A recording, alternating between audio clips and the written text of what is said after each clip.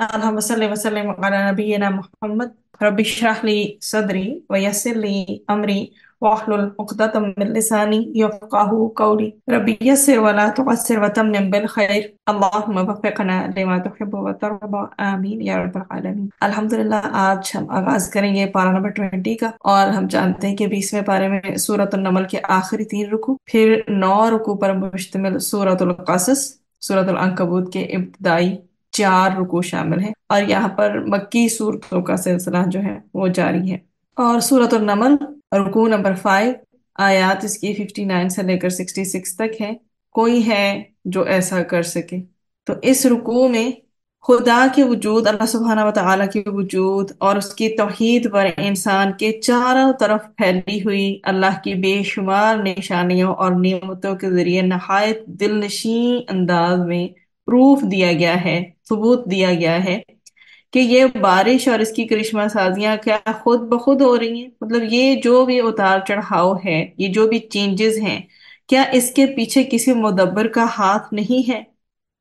زمین و آسمان کے حوالے سے بات ہو رہی ہے، ہواؤں کے حوالے سے بات ہو رہی ہے، رزق کی بات ہو رہی ہے، پھر ان دی اینڈ یہ بات ہو رہی ہے کہ مشکلات میں پھنسا ہوا دل جب اسے پکارتا ہے تو کس کو پکارتا ہے؟ پہلی بات تو یہ، پھر اس کی اس پکار کو سنتا کون ہے اور اس کی مشکل کو دور کون کرتا ہے؟ یہ چیزیں ہم سمجھیں گے اس رکوع میں۔ تو اللہ سبحانہ و تعالیٰ کا بہت ہی کوشچننگ انداز ہے اس رکوع میں کہ کوئی ہے جو ایسا کر سکے۔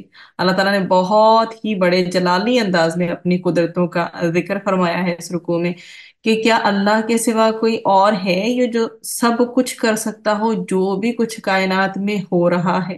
فرمایا دیکھو کہ بلند و بالا آسمان ہے تمہارے سامنے، اور اتنی وسیع زمین ہے، کس نے بنائی ہے؟ بارش کون برساتا ہے؟ بارش کون برساتا ہے؟ اتنے جو خوبصورت حسین باغات ہیں ان کو کون اگاتا ہے؟ زمین کو اللہ سبحانہ و تعالی نے جائے سکون قرار دے دیا ہے اور جائے رحمت بنایا ہے ہمارے لیے، تاکہ یہ ہلے جلے نہیں، اس پہ ہم قرار پائیں، سکون سے رہ سکیں۔ نہریں زمین میں کس نے جاری کی ہیں؟ اتنے بوجھل پہاڑوں کے ذریعے زمین کو توازن کس نے عطا فرمایا ہے کہ یہ بیلنسڈ رہے؟ میٹھے اور نمکین پانی کی جو مکسنگ ہے، اس کی آمیزش ہے، اسے روکنے کا انتظام کس رب نے کیا ہے؟ کون ہے جو دکھ درد کے ماروں کی فریادیں سنتا ہے، التجائیں سنتا ہے، ان کی مشکلات کو پھر آسان کرتا ہے، دور کرتا ہے؟ سمندر ہو یا خشکی، سفر میں، ہر طرح کی ٹریولنگ میں، چاہے وہ سمندر کی ہو رہی ہے چاہے وہ خشکی کی ہو رہی ہے، کون ہے جو تمہیں گائیڈ کرتا ہے؟ اسی طرح پہاڑ، ندی، نالے، جنگلات، چاند، ستارے، بتاؤ کس نے پیدا کیے؟ بارش کی آمد سے پہلے کون ہے جو تمہیں ٹھنڈی ٹھنڈی ہوائیں دیتا ہے؟ تو کائنات کی ہر شے کو کس نے بنایا، اس چیز پہ ایمفسس کیا گیا ہے۔ اور کون ہے جو دوبارہ اس کو پیدا کرنے کی قدرت رکھتا ہے؟ آسمان و زمین سے رزق کس نے عطا فرمایا ہے؟ کیا اللہ کے سوا کوئی ہے جو یہ سب کچھ کر سکے؟ تو اللہ کی توحید کے حوالے سے بہت ہی کمپریہنسو یہ رکوع ہے۔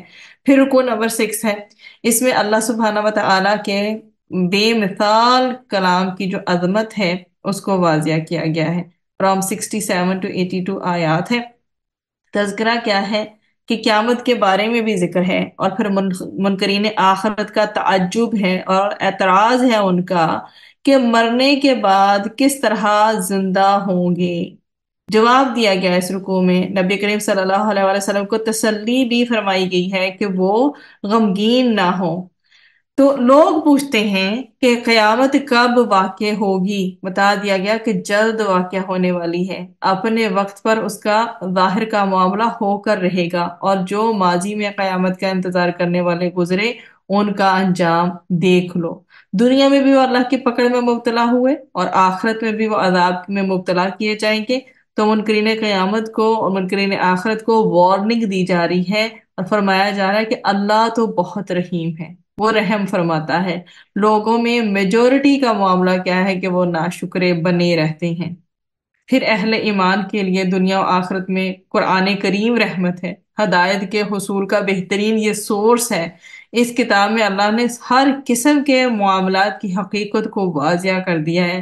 جن سارے معاملات میں بنی اسرائیل نے اختلاف کیا تھا، اللہ سبحانہ و تعالیٰ نے اس میں ہر طرح کی ریالٹی شو کر دی ہے۔ یہ کتاب آگاہ کر رہی ہے کہ قرب قیامت ایک جانور زمین سے برآمد ہوگا جو انسانوں سے گفتگو کرے گا، اور نبی اکرم صلی اللہ علیہ وآلہ وسلم کے بتائے ہوئے جتنے بھی حقائق ہیں ان کی تصدیق کرے گا، اور اس کی گفتگو لوگوں پر حجت ہوگی۔ آپ صلی اللہ علیہ وآلہ وسلم کی تعلیمات کا جو بھی انکار کرتے ہیں تو قیامت سے پہلے زمین سے جو جانور کا نکلنا، یہ خود قرآن کریم کی جو اندر جو چیز بیان کی گئی ہے، نبی کریم صلی اللہ علیہ وآلہ وسلم نے جو تعلیمات دی ہیں ہمیں، ان کو یہ واضح کر دے گا تو جب یہ وقوع پذیر ہوگا۔ تو اس کے بارے میں کہا جاتا ہے کہ دعوت الارض جو ہے اس کا بیسیکلی ظہور ہوگا۔ پھر آگے ہمارے پاس رکو نمبر 7 ہے، آیات 83 سے لے کر 93 ہیں، اور یہ سورۃ النمل کا آخری رکوع ہے۔ وَيَوْمَ نَحْشُرُ مِن كُلِّ أُمَّةٍ، یہاں سے یہ اس کے ایڈریس کیا گیا ہے۔ اس رکوع میں قیامت کی بیسیکلی ہولناکیوں کا تذکرہ ہے کہ کس طرح نفخ جو ہے نا، سور کے وقت جو ہے آسمان و زمین سب کچھ جو ہے وہ دہل جائے گا، پہاڑ بادلوں کی طرح اڑتے ہوئے دکھائی دیں گے۔ پھر یہ بتایا گیا ہے کہ مومن صالح اس دن جو ہے وہ ان کو خوف نہیں ہوگا۔ تو یہ بتایا گیا جا رہا ہے اس میں کہ جس طرح کا ہم بیج ڈالیں گے نا، اس طرح کی فصل ہم کاٹیں گے، کہ روز قیامت اللہ تعالیٰ حق کے جٹلانے والوں سے دریافت فرمائے گا کہ تم نے میری اتنی واضح آیات کو کیوں جٹلایا۔ وہ ندامت کے مارے چپ رہیں گے، کوئی جواب نہیں دے سکیں گے، پھر جہنم میں ڈال دیے جائیں گے۔ اللہم اجرنا من النار۔ تو گویا مجرمین کو ان کے جرم کا اعتراف ہوگا، اور ندامت کے مارے وہ اپنا سرنڈر اپنے آپ کو کیے ہوں گے، سر جھکائے ہوئے ہوں گے، سور پھونکا جائے گا۔ پھر یہ بتایا گیا ہے اور تمام مخلوقات پر لرزہ طاری ہو جائے گا، سب اللہ کے سامنے عاجزی کے ساتھ حاضر ہوں گے۔ جو نیکی لے کر آئے گا اس کی نیکی کو کئی گنا بڑھا دیا جائے گا، اس کو زیادہ ریوارڈ دیا جائے گا۔ اللہ تعالیٰ ہمیں ایسے لوگوں میں شامل فرمائے۔ اور جو بدی لے کر آئے گا اس کو ویسا ہی بدلہ ملے گا۔ تو برے اعمال کرنے والے اور حق کے منکر وہ جہنم میں ڈالے جائیں گے۔ اور نبی کریم صلی اللہ علیہ وآلہ وسلم کا تذکرہ ہے کہ ہر آن اللہ تعالیٰ کی بندگی کر رہے ہیں، لوگوں کو قرآن کا پیغام تسلسل سے پہنچا رہے ہیں۔ فرمایا جو قرآن کی دعوت قبول کرے گا تو اچھا بدلہ پائے گا، جو اس کی دعوت کو رد کر دے گا وہ برے انجام سے دوچار ہوگا۔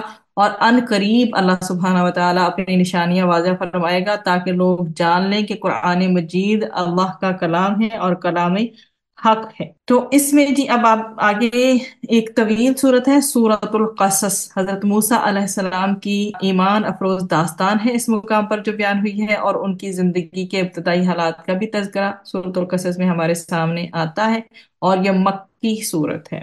بیسیکلی اس کے اگر زمانہ نزول کو دیکھا جائے تو روایات سے جو معلوم ہوتا ہے کہ سورۃ الشعراء، سورۃ النمل اور سورۃ القصص یکے بعد دیگرے نازل ہوئے ہیں، تو یہ بھی مکی صورت ہے۔ اس صورت کا جو موضوع ہے ان میں ڈاؤٹس اور جتنے بھی آبجیکشنز ہیں ان کو دور کرنا جو ہے مقصود ہے، جو بھی نبی کریم صلی اللہ علیہ وآلہ وسلم پر کیے جاتے تھے، اور ان تمام جو بھی وہ عذر اٹھاتے تھے اس کو یہ ریموو کر رہا ہے کہ جو رسول اکرم صلی اللہ علیہ وسلم پر ایمان نہ لانے کے لیے پیش کیے جاتے تھے، یہ سورہ جو ہے ان سب چیزوں کو، ان سب اعتراضات کو اور ان سب عذر کو دور کر رہی ہے۔ تو اس غرض سے سب سے پہلے حضرت موسیٰ علیہ السلام کا جو ہے مفصل قصہ اس میں ذکر کیا گیا ہے، جو زمانہ نزول کے حالات سے مل کر خود بخود یہ حقیقتیں سامنے لاتا ہے کہ اللہ تعالیٰ جو کچھ کرنا چاہتا ہے وہ کرتا ہے، اس کے لیے وہ غیر محسوس طریقے سے اسباب و ذرائع فراہم کرتا ہے۔ جس بچے کے ہاتھوں آخرکار فرعون کا تختہ الٹنا تھا، اسے اللہ نے خود فرعون ہی کے گھر میں اس کے اپنے ہاتھوں پرورش کرایا۔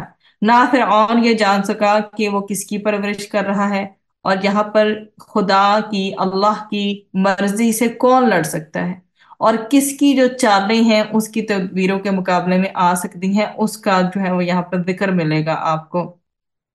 پھر نبوت کسی بڑے جشن اور زمین و آسمان سے کسی بھاری اناؤنسمنٹ کے ساتھ کیوں نہیں دی گئی؟ یہ مخالفین جو ہے نا اس چیز میں بہت سرپرائز ہوا کرتے تھے کہ نبی کریم صلی اللہ علیہ وآلہ وسلم کو بیٹھے بٹھائے نبوت کہاں سے مل گئی ہے، مگر حضرت موسیٰ علیہ السلام کا تم خود حوالہ دیتے ہو، لولا اوتی مثل ما اوتی موسیٰ، تو اسے وہ کچھ کیوں نہیں دیا گیا جو موسیٰ علیہ السلام کو دیا گیا؟ उसे भी इसी तरह राह चलते नबूवत मिल गई थी और किसी को कानो कान खबर नहीं हुई। तो ये सारी चीजें इसमें डील की जा रही हैं इस सूरा में। और जिस बंदे से इंसान कोई भी काम लेना चाहता है उसे लाओ लश्कर की जरूरत नहीं होती, सरो सामान की जरूरत नहीं होती। अल्लाह ताला उसको हर तरह की ताकत, मादी ताकत हो या जैसी भी, अल्लाह ताला उसको प्रोवाइड करने के लिए मौजूद हैं। फिर मुनकरीन कुरान ये हवाला देते हैं कि नबी करीम सल्लल्लाहु अलैहि वसल्लम को वो कुछ क्यों दिया गया जो मूसा अलैहिस्सलाम को दिया गया था।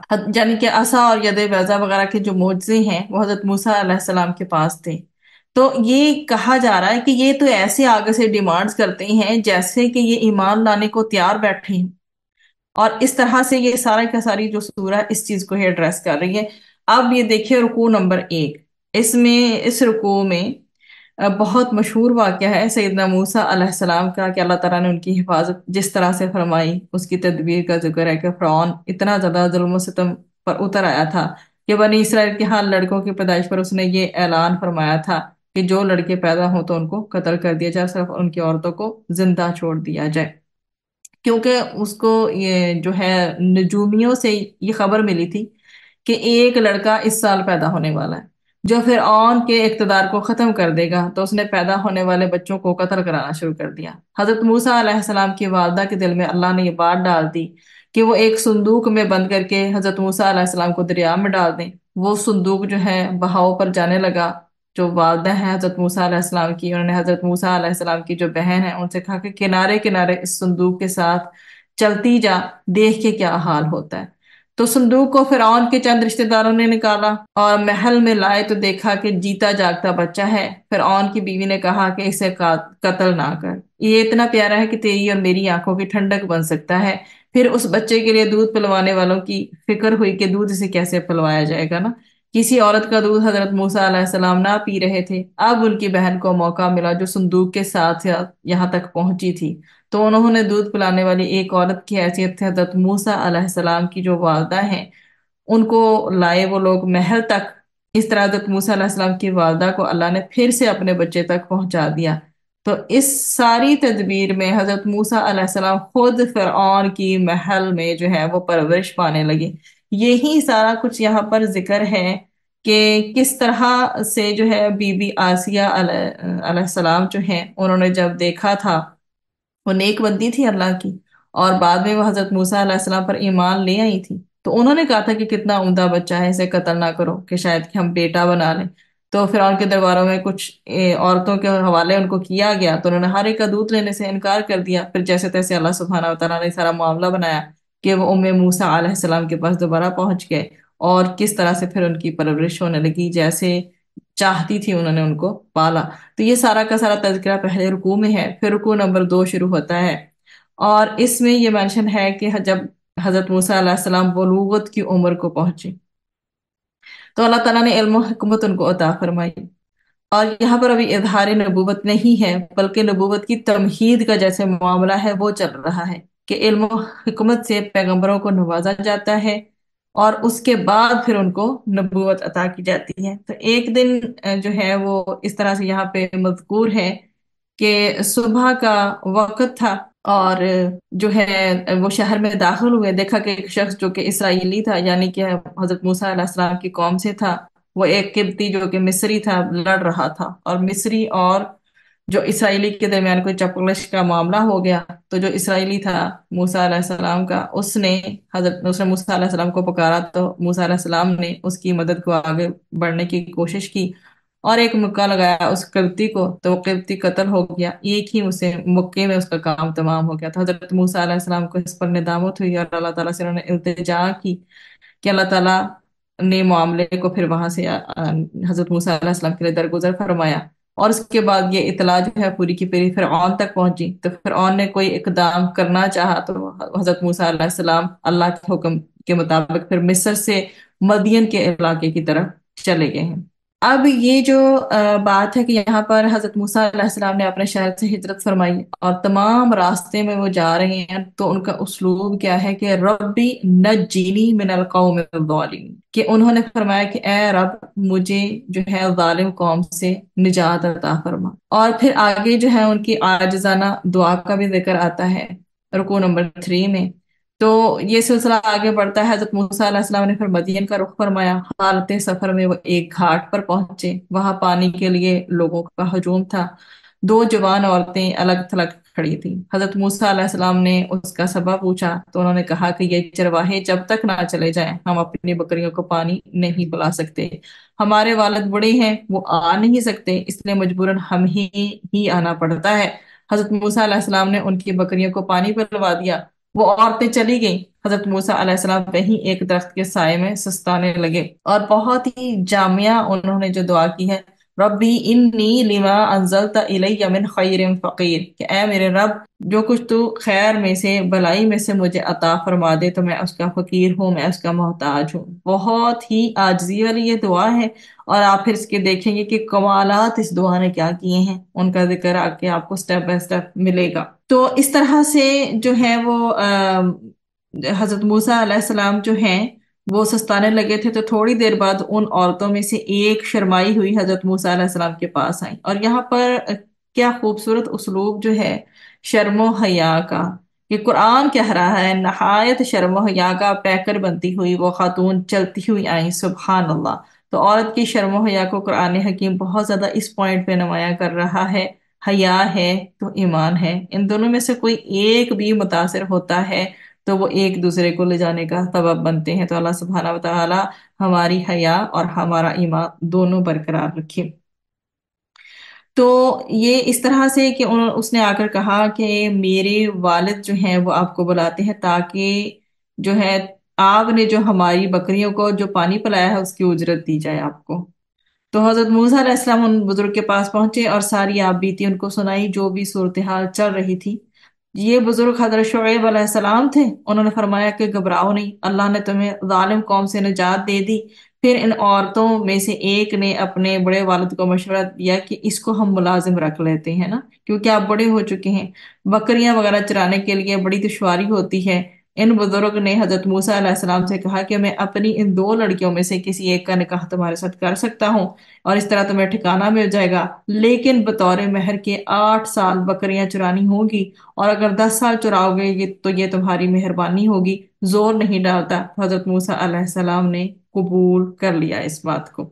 اور اس کے بعد پھر یہ جو ہے یہ ساری پیشکش ان کے سامنے جو کی گئی 8 یا 10 سال کی، اور انہوں نے مطلب نکاح کا بھی ان سے کہہ دیا، اور یہ کس قدر خوبصورت جو دعا ہے جس کا پہلے تذکرہ آیا ہے اس کے اب کمالات دیکھیں کہ نکاح بھی ہو گیا، ملازمت بھی مل گئی، اور رہائش بھی مل گئی، سبحان اللہ۔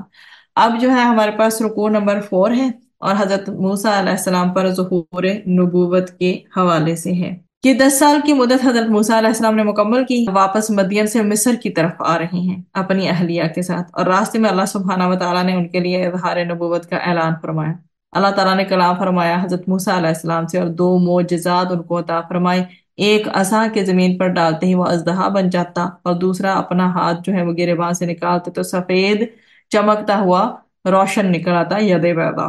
تو یہ 2 معجزات بہت زیادہ معروف ہیں حضرت موسیٰ علیہ السلام کے حوالے سے۔ یہ مدین سے اب واپسی ہو رہی ہے، مصر کی طرف تو اظہار نبوت ہو رہا ہے، اور یہ معجزات اللہ سبحانہ و تعالیٰ نے ان کو عطا فرمائے ہیں۔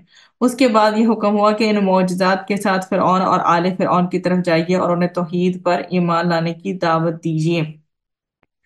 تو یہ جو ہے انقلابی دعوتیں جو ہیں حکمرانوں اور لیڈرز کو ایڈریس کرنے کے لیے بھی ہوتی ہیں، جو اسلوب یہاں بتایا گیا ہے۔ تو حضرت موسیٰ علیہ السلام نے اللہ سے التجا کی کہ اے اللہ، میرے بھائی ہارون کو، جو کہ ان کے بڑے بھائی تھے، ان کو بھی جو ہے میرے ساتھ بھیج دیں۔ تو اللہ سبحانہ و تعالیٰ نے پھر حضرت ہارون علیہ السلام کو بھی رسالت کے منصب پر فائز فرمایا۔ اللہ تعالیٰ نے ان کی دعا کو قبول فرما لیا، اور درخواست جو انہوں نے کی تھی اس کو شرف قبولیت بخشا۔ حضرت موسیٰ علیہ السلام نے آل فرعون کو حق کی دعوت دی اور معجزات بھی دکھائے، تو ان لوگوں نے معاذ اللہ ان سب کو جٹلایا، اور وہی والی بات کہ انہیں الٹیمیٹلی انہوں نے اس کو جادو قرار دیا۔ اللہ تعالیٰ نے آل فرعون کو دشمنی کی سزا دی اور ان لوگوں کو سمندر میں غرق کر دیا۔ یہ بات پہلے بھی بہت بار آ چکی ہے، اس لیے میں اسے مختصراً ٹچ کر رہی ہوں۔ اور رہتی دنیا تک کے لیے اللہ سبحانہ و تعالیٰ نے ان پر لعنت مقرر کر دی، اور آخرت میں بھی یہ لوگ جو ہیں وہ ذلیل اور رسوا ہوں گے، فرعون بھی اور آل فرعون بھی۔ اس کے بعد ہمارے پاس رکوع نمبر 5 ہے، گزشتہ واقعات کا بیان ہے، اس میں رسالت محمدی صلی اللہ علیہ وآلہ وسلم کا ثبوت بھی ہے۔ اور حضرت موسیٰ علیہ السلام پر اللہ سبحانہ و تعالیٰ نے توریت جو ہے وہ نازل فرمائی. تو وَلَقَدْ آتَيْنَا مُوسَى الْكِتَابَ مِن بَعْدِ مَا أَهْلَكْنَا، تو پھر ایک نہایت طویل عرصہ گزر گیا، انبیاء اور رسل کے آنے کا سلسلہ جاری رہا، لیکن لوگوں کا جو انکار اور تکذیب کا معاملہ جو ہے وہ بڑھتا ہی رہا، یہاں تک کہ قرآن نازل ہوا اور لوگ اس کے ساتھ بھی وہی معاملہ کر رہے ہیں جو کہ گزشتہ کتابوں کے ساتھ کرتے رہے ہیں. تو یہاں پر سارے گزشتہ واقعات جو ہیں وہ کوٹ کیے جا رہے ہیں. اللہ رب العالمین وحی کے ذریعے نبی اکرم صلی اللہ علیہ وسلم کو عطا فرما رہا ہے. یہ صدیوں پرانے واقعات، وہ بھی اس قدر ڈیٹیل کے ساتھ، اتنی زیادہ ایکوریسی کے ساتھ نبی کریم صلی اللہ علیہ وسلم کی زبان مبارک سے جاری ہونا آپ کی رسالت کی صداقت کی بہت ہی بڑی دلیل ہے. ورنہ آپ صلی اللہ علیہ وآلہ وسلم آپ کے سامنے ہیں، نہ تو مصر میں تھے، نہ مدین میں، اور نہ ہی کوہ طور میں جہاں اللہ تعالیٰ نے موسیٰ علیہ السلام سے کلام فرمایا. اللہ سبحانہ و تعالیٰ نے سارے واقعات وحی کے ذریعے آپ صلی اللہ علیہ وآلہ وسلم کو بتائے. پھر بتایا گیا کہ اگر مشرکین مکہ پر بغیر تعلیم بھیجیں، بغیر جو ہے جس طرح سے نبی کریم صلی اللہ علیہ وسلم کو وحی کی گئی، اگر یہ ساری تعلیمات کے بھیجے بغیر عذاب آ جاتا تو کہتے کہ ہمارے پاس کوئی رسول کیوں نہیں بھیجا گیا. تو اللہ تعالیٰ اپنی طرف سے پوری حجت تمام کرتے ہیں، رسول بھیجتے ہیں، کلام حق بھیجتے ہیں، ٹھیک ہے. اور اس کے بعد جب وہ بلاتا ہے پیغمبر قوم کو اللہ کی طرف، اپنی پیروی کی طرف کہ یہ خیر ہے، تو وہ سن کر نہیں دیتے. اسی طرح سے تورات جو ہے وہ اس کا ذکر بھی آیا کہ اللہ سبحانہ تعالیٰ فرمایا کہ کیا تورات کا انکار لوگوں نے نہیں کر ڈالا؟ اگر تم تورات اور قرآن کے علاوہ کوئی اور کتاب بھی لے آؤ تو بھی یہ اس کی پیروی کرنے والے نہیں ہیں. مراد یہ ہے کہ اللہ کے کلام کا مقابلہ کرنا کسی کے بس کی بات نہیں ہے. ان کو چاہیے کہ سیدھا سیدھا اپنا سر جھکا دیں ان تعلیمات کے آگے. پھر آگے فرمایا گیا کہ اگر یہ لوگ آپ صلی اللہ علیہ وسلم کو بات کو نہ مانے تو جان لے کہ اپنی خواہشات کی پیروی کریں. جب دیکھیں حضرت موسیٰ علیہ السلام کے ٹائم پیریڈ میں ان کی قوم نے ان کو نہیں مانا، نبی کریم صلی اللہ علیہ وسلم کے ٹائم پیریڈ میں ان کی قوم نے ان کو نہیں مانا، تو پھر کیا ہوا؟ خواہشات نفس کی پیروی ہی ہوئی نا، کہ نفس کو معبود بنا لیا ہے اور جو جو حق بات ہے اسے کنی کترا رہی ہیں. تو تعصب میں مبتلا ہوتے ہیں بیسیکلی ایسے لوگ، خواہشات کے بندے بن جاتے ہیں، خواہشات کے غلام بن جاتے ہیں. اور یہ بہت ہی زیادہ ڈینجرس بات ہے جب ایک انسان، کوئی بھی ہم میں سے بھی کوئی عام انسان ہو، جب وہ اپنی خواہشات، اپنی تمناؤں اور آرزوؤں کے پیچھے چلے گا تو پھر حلال حرام کی قدر سے بھول جائے گی. اس کو یہ بھول جائے گا کہ تقوی کیا چیز ہے، اسے یہ بھول جائے گا کہ برائی کیا ہے اور بھلائی کیا ہے. تو اللہ سبحانہ و تعالی ہمیں خواہشات کی پیروی سے بچائیں، کیونکہ خواہشات کی پیروی کرنے والا کبھی بھی کامیاب نہیں ہوتا. پھر ہمارے پاس رکو نمبر 6 ہے، اور اس میں ہدایت جو دینے والی ذات ہے وہ صرف اللہ تعالیٰ کی ہی ہے. آیات اس کی 51 سے لے کر 60 تک ہے. اور یہی بات اس میں یہ بھی بتائی گئی ہے کہ بہت ساری بستیاں ایسی ہیں جب بھی ان پر خوشحالی اترتی تھی وہ اتراتی تھی، اور آج اگر انہوں نے بات نہیں مانی ہے تو کھنڈرات بن چکی ہیں ان کی سب چیزیں. تو مال و متاع کی بیسیکلی حقیقت بھی واضح کی جا رہی ہے اس رکوع میں کہ یہ فانی ہے. چند روزہ ان سے فائدہ اٹھا لو، پھر ان کو چھوڑ کر چلے جانا ہے. البتہ اللہ کے ہاں جو انعامات ملیں گے وہ کہیں بہتر ہیں، کئی درجے بہتر ہیں اور ہمیشہ باقی رہنے والے ہیں. تو اہل مکہ کا بھی ذکر ہے اس میں، جو لوگ انکار کیے جا رہے ہیں وہ حق سے محروم ہوں گے، یہ تو فکسڈ ہے. اور اہل کتاب میں سے جو لوگ قبول کر لیں گے حق کو وہ صالحین میں شمار کیے جائیں گے. تو مکے والوں کے سامنے قرآن تسلسل سے نازل کیا جا رہا ہے with complete sequence، لیکن یہ لوگ قبول نہیں کرتے. اور دوسری طرف حبشہ کے علاقے سے کچھ لوگ آئے اور نبی کریم صلی اللہ علیہ وسلم کی خدمت میں حاضر ہوئے، اور ان کے سامنے قرآن پڑھا گیا اور انہوں نے اللہ کے پیارے نبی صلی اللہ علیہ وسلم کی دعوت کو قبول کر لیا.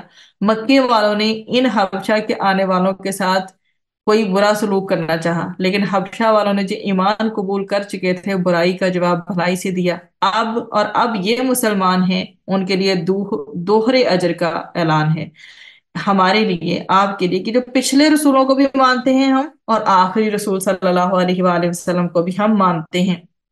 تو اللہ کے پیارے نبی صلی اللہ علیہ وآلہ وسلم کے ذریعے واضح کیا گیا ہے کہ ہدایت دینے کا اختیار صرف اور صرف اللہ کے پاس ہے. پیغمبر کا کام، پروفٹس کا، میسنجر کا کام یہی ہوتا ہے کہ وہ دین کی دعوت کا کام عام کریں. انہوں نے دین کی دعوت دینی ہوتی ہے لوگوں کو، लोगों को समझाना होता है, अल्लाह की तरफ बुलाना होता है। लेकिन अगर ये कबूल नहीं करते, ये एक्सेप्ट नहीं करते, तो now it's their own choice. अब कोई बात ही नहीं रह गई है पीछे।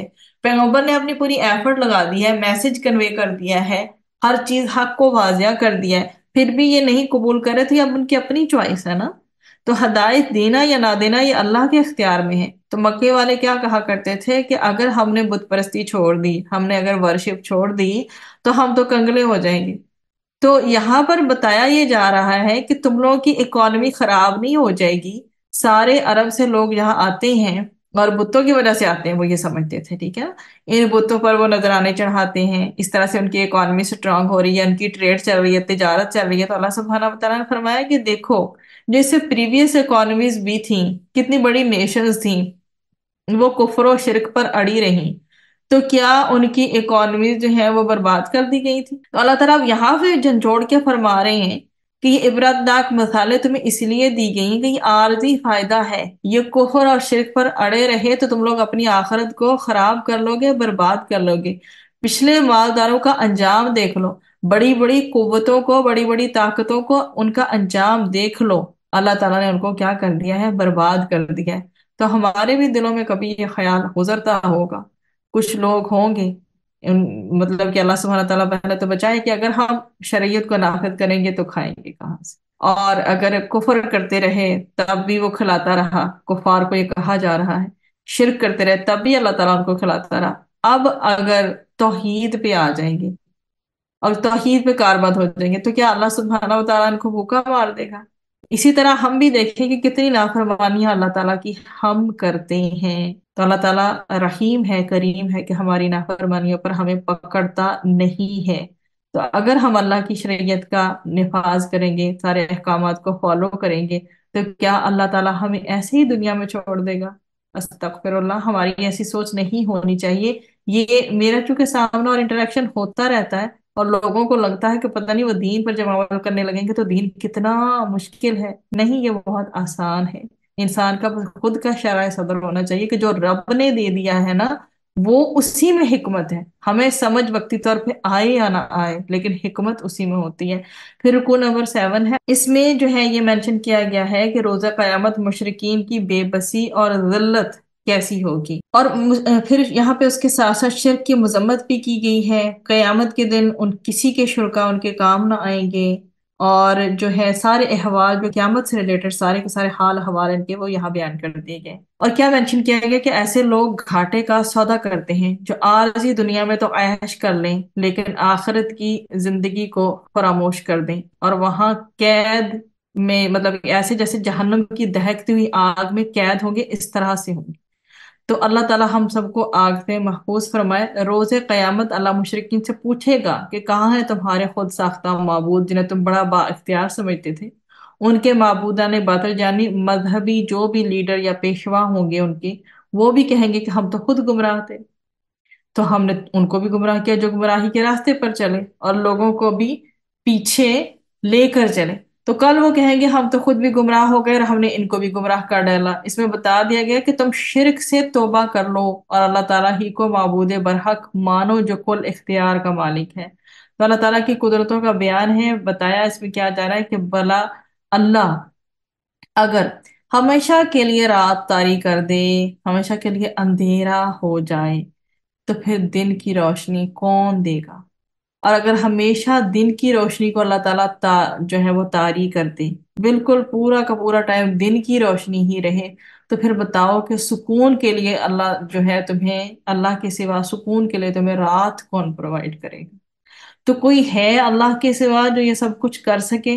रोज़े क़यामत हर उम्मत के रसूल अल्लाह सुब्हाना व तआला की तरफ से उस उम्मत पर गवाह बनकर आएंगे, और वो गवाही देंगे कि अल्लाह ताला हमने पैगाम को उम्मत तक पूरा का पूरा पहुंचा दिया था। अब लोगों के पास कोई जवाब नहीं रहेगा। पैगंबरों ने भी जवाब देना है, लोगों ने भी जवाब देना है, मैंने और आपने, हम सब ने जवाब देना है। आज हमारे पास हक मौजूद है। अल्लाह ताला हमें मजीद सीखने, समझने, जज़ब करने, अमल करने की तौफीक अता फरमाए। फिर रुकू नंबर 8 है, इन कारून काना मिन कौमी मूसा। कारून का इबरतनाक वाकया जो है जिक्र किया गया, आयात 76 से लेकर 80 2 तक है। इस रुकू में कारून की उसकी बेहद और बेहिसाब दौलत का तज़किरा मिलता है कि उसके खजाने की महज कुंजियां इतनी ज्यादा थीं, उसकी कीज ही इतनी बड़ी थी, एक गुच्छा चाबियों का इतना बड़ा था कि उनके बोझ को एक अच्छी खासी जमात भी मिलकर जो है ना मुश्किल से उठा सकती थी। लाइक उसका जो पूरा ग्रुप था जो उसकी चाबियों को उठाता था, उसके खजानों की भी, तो वो बड़ी मुश्किल से उठाता था। उसकी कौम के कुछ लोग उसे नसीहत करते कि अपने मालो मता पर इस कदर ना अतरा, और अल्लाह ताला ने जो कुछ दे रखा है उस पर आखिरत के जो है सामान की तैयारी को तरजीह दो, और जिनकी मदद करनी चाहिए उनकी मदद कर। मगर कारून कहता था कि ये सब जो है ना मेरी खुद की जाती काबिलियत और सलाहियत की वजह से मुझे मिला है, इसमें अल्लाह ताला का क्या दखल है, नवाज अल्लाह, वो ऐसे कहा करता था। दूसरी तरफ बहुत से ऐसे लोग थे जो दुनिया परस्ती में मुब्तला थे। चुनाचे एक दिन कारून अपनी पूरी शान शौकत और सजदत के साथ अपने महल से बाहर निकला, तो ऐसे में लोगों ने उसे देखकर कहा, काश हमें भी ऐसा ठाठ बाट नसीब होता। तो वाकई कारून बड़ा खुशकिस्मत है, उन्होंने ये इजहार ख्याल किया। लेकिन अहले इल्म व बसीरत ने कहा कि अफसोस है तुम्हारी जहनीत पर, क्या तुम्हें मालूम नहीं कि आखिरत की वो नेमतें इनसे कहीं बढ़कर हैं जो दुनिया में दी गई हैं। जो साहिबान ईमान होते हैं ना, वो खास फोकस अमल और अमल सॉलिह पे रखते हैं। सिर्फ अमल ही नहीं, ऐसा जो सॉलिह अमल हो उस पे रखते हैं। उसके बाद जो है उस इसी हवाले से कि उसे बताया गया कि तुम जा बजा माल को ना उड़ाओ, तुम जमीन में फसाद ना करो, लेकिन वो पूरा का पूरा सिर्फ इस बात पे फोकस था कि उसे ये सब अल्लाह ने उसके अपने इल्म की बदौलत अता फरमाया है। उसे बताया भी गया, देखो पिछली कौमों को अल्लाह ताला का अजाब आया, वो अल्लाह के सामने ठहर ना सके, तुम भी अल्लाह के अजाब में अगर पकड़ में आ गए ना तो तुम ठहर नहीं सकोगे। और इसी तरह फिर आपने देखा कि दुनिया परस्त जो लोगों का व्यू क्या था, कि कैसे जो है उनकी राह टपकने लगी उसको देख के कि क्या ही खुशकिस्मत इंसान है, बड़े ही नसीबों वाला है। तो अल्लाह सुब्हाना व तआला ने यहाँ अब ये डिक्लेयर कर दिया है कि उसके बाद इसी रुकू में कि कारून और उसके खजाना का अंजाम भी बता दिया इसी रुकू में, कि अल्लाह ने उसे उसके खजाने समेत जमीन में दंसा दिया और कोई ना था जो उसकी मदद करता और उसको बचा लेता। दूसरे दिन कारून की हालत पर वही रश्क करने वाले जो लोग थे ये कहने लगे कि बड़ी खैर हुई जो हम कारून की तरह ना थे। अगर अल्लाह का हम पर एहसान ना होता तो आज हमारा ठिकाना भी जमीन के पेट में होता। तो ये जो है जी कि वो तकब्बुर करने वाला था और उसका माल भी उसको नहीं बचा सका, कौम फरोश इंसान था, और इसको निशान इबरत बना दिया गया। फिर इसका जो रुकू है, रुकू नंबर 9, तिलक दारुल आखिरतु, और इसमें जो है मेंशन क्या किया गया है कि आखिरत में कौन सुरखरू होगा, और तकब्बुर और जमीन पर जो है फितना फसाद से इसमें रोकने की तरफ तरजीह दी गई है। आखिरत के घर कैसे होंगे वो बताया गया है और किन के लिए होंगे। तो आखिरत में ना फिरऔन की तरह जमीन पर अकड़ने वाले कामयाब होंगे और ना कारून की तरह फसाद मचाने वाले, ना तकब्बुर करने वाले, ना माल दौलत पर इतराने वाले, बल्कि वो कामयाब होंगे जो ईमान के साथ जो है नेकी की रविश को अपनाए रखें। जो नेकी लेकर आएगा उसके अजर को बढ़ा दिया जाएगा, और जो बदनसीब बुराई लेकर आएगा उसको वैसा ही उसका बदला दिया जाएगा। तो अल्लाह के प्यारे नबी सल्लल्लाहु अलैहि वसल्लम को बशारत दी गई है कि जिस रब तआला की तरफ आप बुला रहे हैं, कुरान की तरफ इनवाइट कर रहे हैं, कुरान की दावत दे रहे हैं, वो आपको दुनिया और आखिरत दोनों में सक्सेसफुल करेगा। अल्लाह ताला का फजल है कि उसने अपने फजल से आपको रसालत और नबूवत से सरफराज फरमाया है। उसी का है खुल रहना चाहिए, और तकाजा यह है कि उसका शुक्र अदा करने के साथ साथ पूरे के पूरे उसी के हो जाना चाहिए, और काफिरों के साथ किसी किस्म का कोई कॉम्प्रोमाइज नहीं किया जाना चाहिए, और एक ही अल्लाह की बंदगी की जाए क्योंकि उसके सिवा माबूद कोई नहीं, कुल इख्तियार का मालिक सिर्फ अल्लाह सुब्हाना व तआला ही है। और जो भी दुनियावी मालो दौलत है उस पर इतराने से भी मना किया गया है साथ ही साथ, और नेक अमल के साथ जिंदगी गुजारने की जो है वो तरजीह दी गई है। और उसके बाद रसूल अकरम सल्लल्लाहु अलैहि वसल्लम को फातिह की हैसियत से मक्का आने की बशारत भी दी गई, और ये खुशखबरी उस वक्त दी गई जबकि आप अभी मक्का ही में थे, और कुफार मक्का को जो है वो आपको हिजरत करने पे मजबूर कर रहे थे। और चंद ही दिनों बाद आपने फिर हिजरत फरमाई, फिर तौहीद का सबक दिया, और हर वक्त आखिरत को जो है मलहूज खातर रखने की तलकीन फरमाई। इन्हीं खूबसूरत चीजों के साथ رکوع نمبر جو 9 ہے اس کا اینڈ ہوتا ہے، اور یہاں ہماری سورۃ القصص مکمل ہو جاتی ہے۔ اب آگے جو ہے وہ سورۃ العنکبوت ہے، اور اس کا یہاں 20 پارے میں آغاز ہو رہا ہے۔ نام جو ہے اس کا عنکبوت، مکڑی کا جو ہے لفظ آیا ہے اس کے حوالے سے، اور زمانہ نزول ان حالات میں اس زمانے میں یہ نازل ہوئی جس میں ہجرت حبشہ واقع ہوئی تھی، اور یہ مکی صورت ہے۔ اس صورت کا جو زمانہ نزول ہے، مسلمانوں پر بہت ہی شدید مصائب جو تھے اور ظلم ہو رہے تھے، اسی وجہ سے یہاں پر جو اسلوب بیان کیا گیا ہے اس سورہ میں، کہ صبر و استقامت کی تلقین کی گئی ہے، اور یہ بہت ہی خوبصورت داستان ہے جو اس مقام پر آئی ہے۔ بہت ہی خوبصورت ہدایات کا، انسٹرکشنز کا کمبینیشن ہے، مشکلات کا دور ہے، اور جو ہے اس میں مشکلات میں اللہ سبحانہ و تعالیٰ کی طرف سے بہت ہی پریشیس احکامات جو ہیں وہ دیے گئے ہیں۔ نمبر 1 یہ کہ صرف کلمہ پڑھ لینے سے جنت نہیں ملے گی۔ تو آیات 1 سے لے کر 13 تک یہ بتایا گیا کہ محض زبان سے اللہ کا اقرار اور ایمان کا دعویٰ مفید نہیں جب تک کہ اس کے مطابق عمل صالح نہ ہو، اور جو لوگ ایمان کا دعویٰ کرتے ہیں وہ آزمائش میں ڈالے جاتے ہیں تاکہ وہ ایک طرف تو آزمائش کی بھٹی سے نکھر کر نکلیں گے، اور دوسری طرف اپنے آپ کو سچا ثابت کریں۔ تو پھر جو لوگ برائیاں کرتے ہیں ان کو دھمکی بھی ساتھ میں دی گئی ہے کہ کیا وہ یہ سمجھتے ہیں کہ اللہ سے بچ کر نکل جائیں گے۔ تو کیا مینلی فوکس کیا گیا ہے کہ تم نے کلمہ پڑھ لیا تو جنت کا وعدہ تم سے پورا کر دیا جائے گا؟ نہیں، پچھلے لوگوں کو بھی آزمایا گیا، اللہ آزمائشوں کی بٹیوں سے سب کو گزارے گا تاکہ کھرے اور کھوٹے کا فیصلہ ہو جائے، کون سچ میں حقیقتاً واقعتاً ایمان کا سچا دعوے دار ہے اور کون ایمان کے جھوٹے دعوے کر رہا ہے۔ پھر یہ بتایا گیا کہ اگر ماں باپ مشرک بھی ہوں تو ان کے ساتھ حسن سلوک کی ترغیب ہی دی گئی ہے۔ ہاں، اگر وہ کسی ایسی بات کا حکم دیں جو شرک وغیرہ یعنی اللہ سبحانہ و تعالیٰ کی نافرمانی کی ہو تو اطاعت سے گریز کرنا چاہیے۔ پھر کیا کہہ دیا گیا کہ ایون دو کہ وہ جو ہیں تمہیں ٹھیک ہے ان کی اس میں اطاعت نہیں کرنے کہ وہ شرکیہ بات کریں، کفریہ بات کریں، اور جو شرک اور کفر پہ مبنی کوئی بھی بات ہو اس میں ان کی اطاعت نہیں کرنی، لیکن ان سے حسن سلوک کرنا ہے۔ کچھ بڑے بڑے اپنے نوجوانوں کو جو اسلام قبول کر چکے تھے بڑے میٹھے انداز میں سمجھایا کرتے تھے، کوئی بات نہیں، تم چھوڑ دو محمد صلی اللہ علیہ وسلم کے دین کو، ہم تمہارے گناہوں کا بوجھ اٹھا لیں گے۔ معاذ اللہ، کتنی مشکل یہ بات ہے، پھر بھی جو ہے بزرگ جو ہے وہ ایسی باتیں کرتے تھے۔ تو اللہ نے فرمایا کہ اپنے گناہوں کا بوجھ بھی اٹھائیں گے، اور جن کو گمراہ کریں گے ان کے گناہوں کا بھی بوجھ اٹھائیں گے۔ تو یہ صورتحال ہے کہ حسن سلوک ضرور پیرنٹس کے ساتھ کرنا ہے، لیکن جہاں پہ اللہ سبحانہ و تعالیٰ کی معصیت اور نافرمانی ہے وہاں ان کی بات کو نہیں ماننا۔ پھر رکوع نمبر 2 ہے، اس میں مسلمانوں کو یہ بتایا گیا کہ نبی کریم صلی اللہ علیہ وآلہ وسلم کو اور مسلمانوں کو تسلی دینے کے لیے خدا کی راہ میں انبیاء نے اور ان کے پیروی کرنے والوں نے کیا کیا مصیبتیں نہیں جھیلیں۔ پہلے حضرت نوح علیہ السلام کا ذکر بھی فرمایا گیا، پھر اس کو جہان والوں کے لیے کیسے عبرت و نصیحت قرار دیا گیا، پھر حضرت ابراہیم علیہ السلام کا ذکر فرمایا گیا۔